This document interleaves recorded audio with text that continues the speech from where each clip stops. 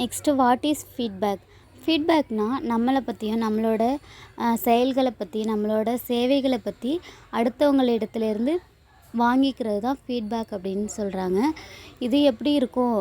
Mostly பாசிட்டிவாக நேர்மறையாக இருந்துச்சு அப்படின்னா தொழில் முன்னேற்றத்துக்கு ரொம்ப உதவியாக இருக்கும் அப்படின்னு சொல்கிறாங்க. எக்ஸாம்பிளுக்கு ஒரு கம்பெனி ஒரு ப்ராடக்ட் புதுசாக தயாரித்து சேல் பண்ணுறாங்க. எக்ஸாம்பிளுக்கு ஒரு சோப்புன்னு வச்சுப்போம்.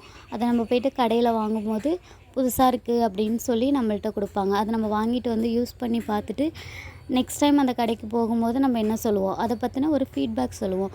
அந்த சோப்பு எப்படி இருந்துச்சு, ஓகேவா, குட்டா, நல்லா இருந்துச்சா அப்படின்னு சொல்லுவோம் இல்லைங்களா? அதுக்கு பேர் தான் ஃபீட்பேக்கு. அது மாதிரி பாசிட்டிவான ஃபீட்பேக் வந்து தொழில் முன்னேற்றத்துக்கு உதவும் அப்படின்னு சொல்கிறாங்க. Next type of feedback. 2 type of feedback இருக்குது. ஒன்று பாசிட்டிவ், இன்னொன்று நெகட்டிவ்.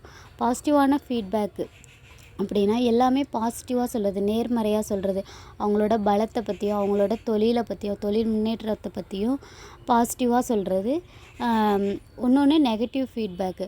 ஒருத்தவங்க ஒரு செயலை செஞ்சிகிட்டு இருக்கும்போது சரிவர செய்யலை அப்படின்னா அவங்களுக்கு வந்து நெகட்டிவ் ஃபீட்பேக் நம்ம கொடுக்கலாம். அது மக்களிடையே ஈஸியாக அவங்கள புரிஞ்சுக்கிறதுக்கு கொஞ்சம் ஈஸியாக இருக்கும் அப்படின்னு சொல்கிறாங்க.